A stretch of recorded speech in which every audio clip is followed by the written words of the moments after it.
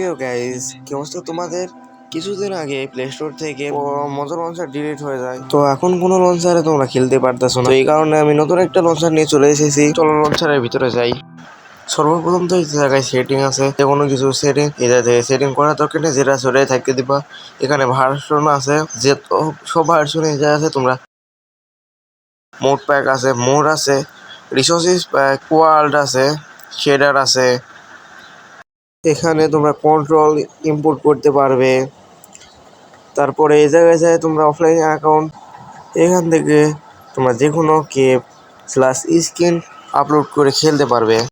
আমরা গেমটা লঞ্চ করে নিই, সাথে সাথে গেমও চলে এসেছি। এখান থেকে আমরা সিঙ্গেল প্লেয়ারে যাই, ওয়ার্ল্ডে জয়েন করে নেব। তো এখানে আমরা ওয়ার্ল্ডের ভিতরে চলে এসেছি। স্ক্রিনও আমাদের লেগে গেছে, এফপিএসও ভালোই দিতেছে আমার ফোনে হিসেবে, কেপও লাগছে।